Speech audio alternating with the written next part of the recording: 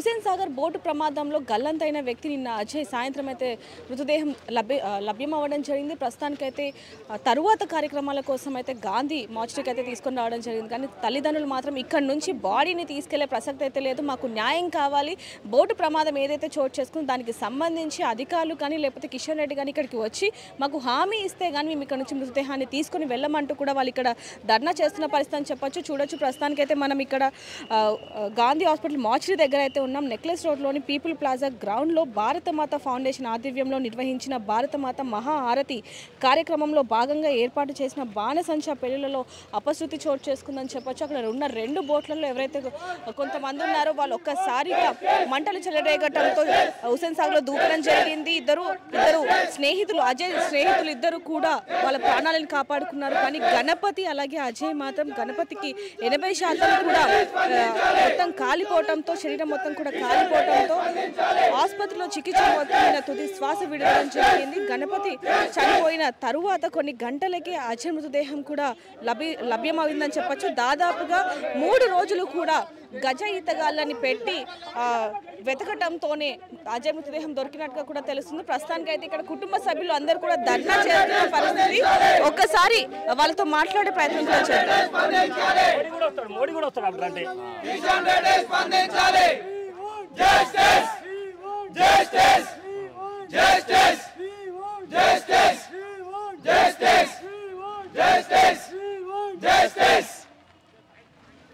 ఇప్పుడు మీరు ఏం కోరుకుంటున్నారు అంటే మీకు ఏం కావాలి? మృతదేహాన్ని ఇక్కడ కావాలి మేడం. ఇప్పుడు ఏం కోరుకుంటున్నాం? 3 రోజుల నుంచి చెప్తూనే ఉన్నాం కదా, నష్టపరిహారం కావాలి మేడం మాకు. అవునా కదా? ఏ విధంగా అంటాం? ఇప్పుడు వాడు నెలైతే డ్యూటీకి ఎక్కుతుండే, ఇప్పుడు నష్టపరిహారం కావాలి అంతే.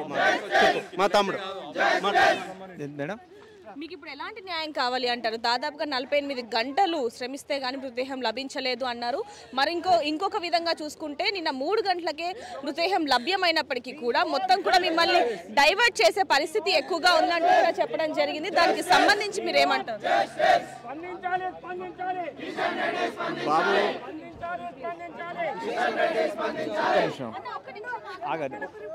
మా బాబు మాట్లాడుతుంది. నేను ఇప్పుడు ఏంటంటే ఇప్పుడు చిట్టంతా కొడుకుని నేను కోల్పోయినా మేడం. ఇప్పుడు ఆ ప్రోగ్రాం వల్లనే కదా మా బాబు అగ్నిలో ప్రమాదంలో గురై చనిపోయాడు. మరి ఇంత పెద్ద కొడుకుని కోల్పోయిన నాకు ఆర్థికంగా సాయం చేయాలని కోరుతుంది. మా కొడుకు కూడా గవర్నమెంట్ జాబ్ ఇప్పించాలని కోరుతుంది. అయితే ఇప్పటి వరకు కూడా అధికారులు ఎవరు కూడా స్పందించలేదు. ముఖ్యంగా కిషన్ రెడ్డి గారు కూడా ఇప్పుడు దాకా స్పందించలేదు అంటూ కూడా మీరు అనడం జరిగింది. అంటే గణపతిని వెళ్ళి పరామర్శించారు కానీ మీ దగ్గరికి మాత్రం నిన్నటి వరకు కూడా రాని పరిస్థితి. ఎవరు రాలేదు మేడం. ఏ రాజకీయ నాయకులు, ఏ అధికారులు ఎవరు రాలేదు. మాకు అట్లా చేయడం కరెక్ట్గా ఇప్పుడు అసలు పంపించడమే తప్పు కాదండి. నేను రావాలి కదా. ఇప్పుడు ఈవెంట్ ఎవరు చేసిండ్రు? కిషన్ కుమార్ రెడ్డి చేసిండు. వచ్చినప్పుడు ఆయన రావాలే కదా. ఆయన వచ్చి ఏం జరిగిందని ఇప్పుడు 3-4 రోజులు అవుతుంది పిల్లగాడికి ఇట్లా అయ్యి ఒక్కసారి కూడా ముందుకు రాలేదు. అది చేసిందే తప్పు. ఇంకా అది ఎవరైనా పంపించి అట్లా పంపిస్తారా చెప్పండి?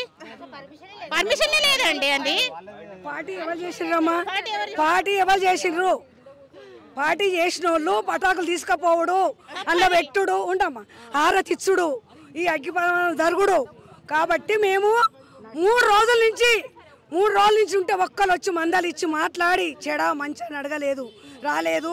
పడి సస్తున్నమాట తిండి తికాన లేక మేము ఉంటే ఒక్క సహకారం చేయలేదు. కిరాయి ఆటో నడిపించుకొని బతుకుతాడు. చెట్టంతా కొడుకు, 22 ఏళ్ళ కొడుకు. ఆడు కష్టం డ్యూటీ వచ్చిన దానికి చదువుకుండా అన్ని మంచిగా వచ్చినాయి. చెయ్యి లేవదు మా కొడుకు, ఎడమ చేయి పట్టి చూడండి. ఈ మీ పరిస్థితి ఉంది.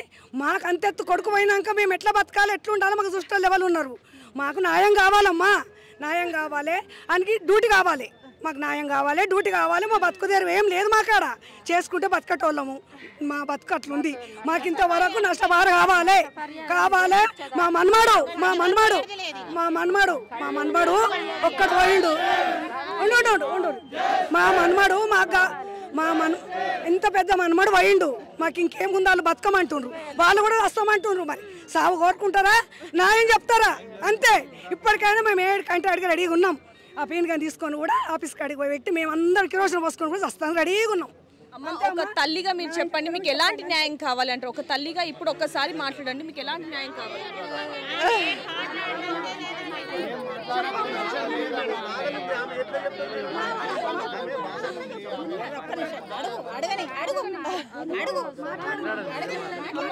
ఆవిడకి కడుపు కోత ఉంది కాబట్టి మేము ఆవిడని అడగడం జరుగుతుంది కాబట్టి మీకు ఎలాంటి న్యాయం కావాలమ్మా? కొడుకు అప్పు చేసి చదివిపించిన మంచి జాబ్ వస్తుంది అన్నాడు నా కొడుకు. నన్ను మంచిగా చదువుకున్నాడు, జాబ్ వస్తుందని అన్నాడు, అన్నీ చేస్తా అన్నాడు నా కొడుకు. నాకేమన్నా చూడొచ్చు ఈ తల్లి ఆవేదన కూడా అదే, నాకు ఎలాగైనా సరే న్యాయం కావాలి, నా కొడుకు చెట్టంత కొడుకు చనిపోవడం జరిగింది, న్యాయం కావాలి అంటూ కూడా వాళ్ళు జరగని చెప్తుంది. చేసిర్రు, నా పటాకులు పెట్టకపోతే అసలు నా కొడుకు బతుకు. నా కొడుకు మీకు ఎప్పుడు ఫోన్ చేశాడమ్మా చివరిగా? 8:30కి చేసిండండి, వస్తా అని చెప్పిండు. ఎప్పుడు తెలిసిందమ్మా ఈ విషయం?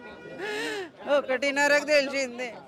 1:30కు ఆ రోజు 1:30కి తెలిసిండు. అప్పుడే పోయినామండి.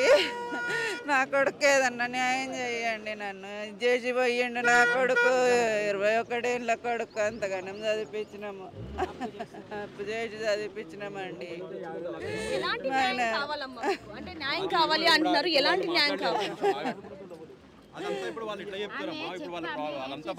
అన్న? లేదన్న, కడుపు కోత ఆవిడది కాబట్టి మేము ఆవిడని అడుగుతున్నాము అంతే. ఒక్క నిమిషం. అయితే ప్రస్తుతానికి అయితే ఇప్పుడు ఎలాగైనా సరే న్యాయం కావాలి అంటున్నారు. ఒకవేళ కనుక ఇక్కడికి కనుక ఎవరు కూడా అధికారులు రాకపోతే మేము బీజేపీ ఆఫీస్కి వెళ్ళి మరి మృతదేహాన్ని తీసుకుని వెళ్ళి అక్కడ కూడా ధర్నా చేస్తున్నామని చెప్పొచ్చు. ఒకసారి తండ్రితో మాట్లాడి తెలుసుకుందాం. తర్వాత ఏం చేద్దాం?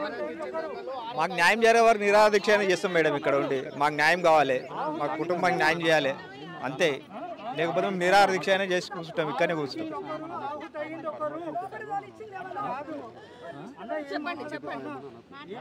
మాకు సాయం చేయాలండి మేడం, అంతే. మాకు సాయం చేయాలి. మా కొడుకు చిట్టంత కొడుకు ఇప్పుడు వాడు డ్యూటీ కూడా వచ్చింది, 10 రోజులు అయితే డ్యూటీ కూడా పోయేటోడు. వాడు చేస్తేనే మేము బతికేటట్టు ఇప్పుడు ఉండే. అటువంటి వ్యక్తి ఇన్ని రోజుల నుంచి అప్పు చేసి వాడిని చదివించినాము మేడం. అప్పు చేసి చదివించినాము, ఏదో కొంచెం మాకు సాయం పడతారు అనుకున్నాము. అట్లాంటి మా బాబుకు మాకు సాయం చేయాలని మేడం, లేకపోతే మేము నిరాహార దీక్ష చేస్తాం. చూడొచ్చు, మాకు ఎలాగైనా సరే న్యాయం జరగాలి, లేదంటే మేము నిరాహార దీక్ష అయినా చేస్తామంటూ కూడా వాళ్ళు చెప్పడం జరిగింది. మృతదేహాన్ని కూడా సరిగ్గా చూపించట్లేదు అంటూ కూడా వాళ్ళు చెప్తున్న పరిస్థితి అని చెప్పొచ్చు. మరోవైపు నుంచి చూస్తుంటే మాకు న్యాయం కావాలి, న్యాయం అయ్యేంత వరకు కూడా మేము మృతదేహాన్ని ఇక్కడ నుంచి తీసుకెళ్లే ప్రసక్తి లేదంటూ కూడా బంధువులు ఎంతగానో ఆవేదన వ్యక్తం చేస్తున్నారని చెప్పొచ్చు. మరి వీళ్ళకి ఏ విధంగా కిషన్ రెడ్డి సమాధానం చెప్తారనే విషయాలు కూడా తెలియాల్సి. ప్రపంచంలో ఏ మూల ఏ క్షణం ఏం జరుగుతుందో వేగంగా తెలుసుకోవడానికి తొలి వెలుగు వాట్సాప్ ఛానల్ని ఫాలో చేయండి.